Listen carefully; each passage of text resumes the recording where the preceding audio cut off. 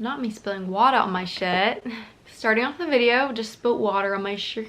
Say that's good. Hello and welcome to this video where I go through all the books that I read in the month of June. And I'll just tell you what I think about them a little bit, what my favorites were, things like that. I read 9 books this month. I barely read any of these as physical copies. A lot of them were audiobooks, so they're all like, I'm knowing that I read them by my Goodreads because I don't actually have the books. By the way, my Goodreads is Farrah's Books and like all of my social medias are Farrah's Books. The first book that I read this month is Take a Hint, Dani Brown. This book, I loved it. This is actually, out of the 3 books I've read from her, this one's my favorite. There's something about her writing that is just like so comforting. It's like a safe place. Like when you start reading it, it feels like, I feel like everything's gonna be okay when I'm reading her books, and it's very like specific because I don't feel that with every type of book, but like hers, it's like a warm hug. The books kind of go off like the 3 sisters, and this is one of the sisters who, she's a professor. The guy is like a ex-soccer player. No wait, ex-rugby player. Something like really intense and traumatic happened to him that made him stop playing rugby,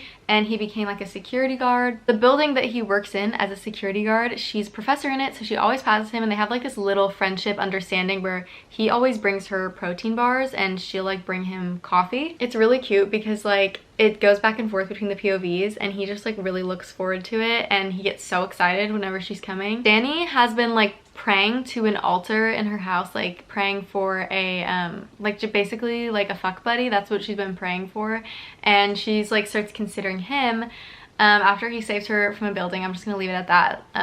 But it's funny. It starts off with like friends with benefits, I guess, and then it just kind of like turns into something else, and I really loved it. It was so good, and he's like completely obsessed with her and more of like ready to be emotionally available, and she's like very much not ready for that at first, and then you kind of just watch them like slowly be together, and it's very, very cute. Also, I started reading Jade City this month and then I didn't finish it. I like started listening to the audiobook and I just couldn't stay interested. I read Yours Truly. I loved this book so much. It's about 2 doctors, I believe they're doctors, they work in the ER, and it's about them 2. Just kind of starts off as like enemies, but not really enemies, because like the guy in it is like, wait, I don't want to be your enemy, but then she like thinks something that didn't actually happen, so she's like, oh, like I hate him. Then they turn into like fast friends, and then it's like a slow burn friends to lovers with a bunch of tropes like the one bed trope and fake dating. So it's very much a lot going on in it, and it's a lot of fun.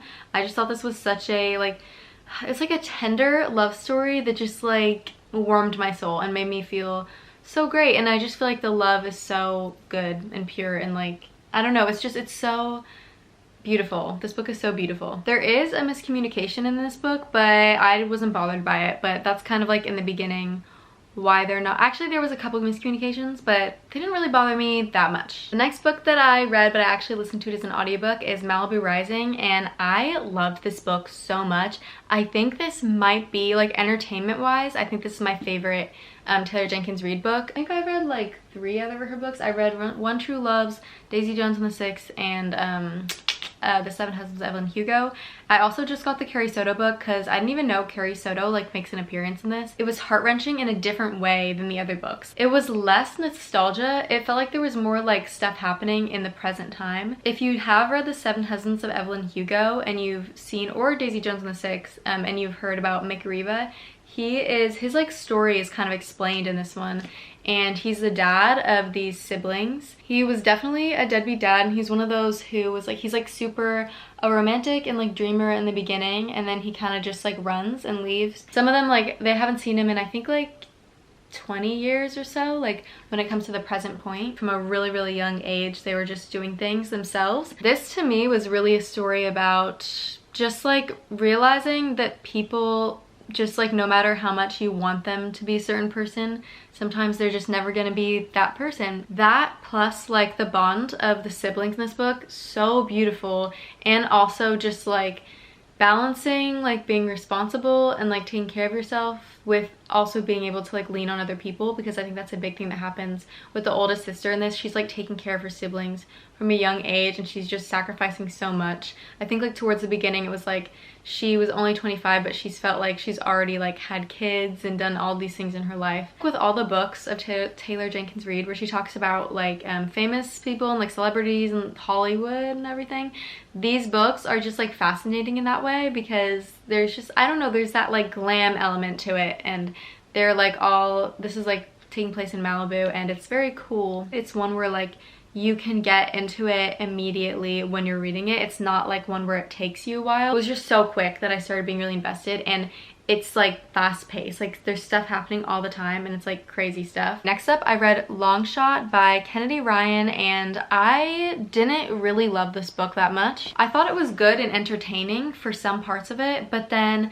I'm not sure how long it is because like as a book to read, because I listened to it as an audiobook, and maybe that also affected how much I liked it. It was also a very like heavy story, and it was very beautiful, but it just wasn't what I was like prepared for in that moment. I didn't know. That's on me because I don't think I looked into it that much. I was just like, oh, let me read this one. I've heard people raving about it, but I just haven't heard a lot of like what it's really about, and a big chunk of the story is about domestic violence, and it was just like, it was very, very heavy and hard to read sometimes. And then I was also kind of a little bit bored at some points. But I wasn't bored enough to be like, I need to stop reading this. It was just like a little slumps that there'd be. And I think that happened maybe like 3 times. But I wasn't as interested in it overall as I could have been in a different book. I read the last 2 books in Percy Jackson and the Olympians. I read The Battle of the oh my gosh, okay.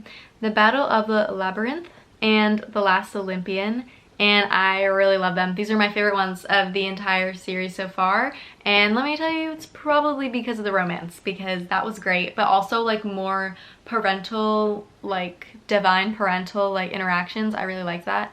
I just love those books. They're so fun, and I like, the best thing for me is having a book that's like entertaining, light. I don't have to like think too hard or like feel too much, you know, but I could just be walking around getting stuff done, getting ready for bed, and like listening to a story like that. The narrator is very, very good on those.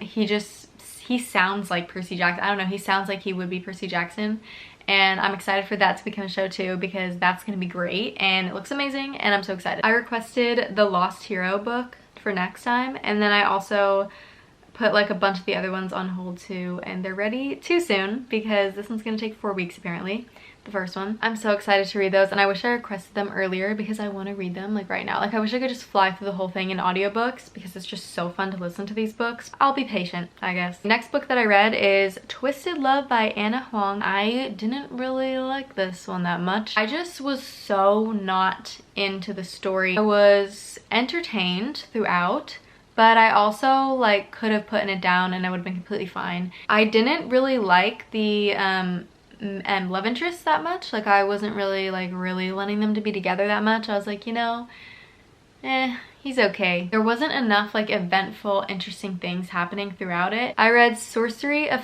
Thorns, and that one was, I actually kind of am forgetting bits of it. I'd say that one, like, it was good and it was a fun read, but it is kind of forgettable because I'm like, I feel like I've forgotten it multiple times since I read it. But I think the concept is very cool. It's like a magical library, and the books are like, they can like hurt you, like they can bite and stuff. Like one of the library warnings is like, be careful because you might like lose a finger or something like going into the library. And it's like, they're called grimoires. Hopefully you know what I'm talking about because I cannot say it. The main girl in it, she kind of grew up in a library. I think she just got dropped off, and she's like, and grew up in this library. This one sorcerer who she's heard like a bunch of stories about, because she hasn't really been out the library that much. She heard sorcerers are like really bad. He comes, and of course he's stunning, you know, of course she has a little crush on him. She ends up going with this sorcerer, kind of like becoming friends with him. She just discovers a bunch of like dark things that are happening in like the main city area. I read A River Enchanted, and I thought it was great. I thought it was really fun and interesting. I loved the magical world, I love the magical world of it. I love how it was described, and I feel like I could like envision everything. Like everything was just like really descriptive and imagery. I also was kind of intrigued. Romance is like a big factor in it, but it starts off through like the guy's perspective, and he's like a bard, so he plays like musical things on his, I think it's a violin, and there's like magic in the land. So he moved to the mainland, but now he's going back home to play music for the land that he's from, because like to like appease the spirits. I enjoyed it so much that I picked up the second one, and that's what I'm reading now, and I'm liking this one a lot so far too. It's very lyrical and enchanting. Like it just feels cool. Let me read a quote from this book, from the first one. because I put this in my Goodreads like review of it because I just thought this quote was so cool. I am but a verse inspired by your chorus, and I will follow you until the end. When the isle takes my bones, and when my name is nothing more than a remembrance on a headstone next to yours. That is all the books that I read in June. Thank you so much for watching, and oh, subscribe to my channel and like this video if you liked it. I also have a Goodreads, an Instagram, and a TikTok where I post about books, and it's at Farrah's Books, and I'll also put it in the description. See you in the next one.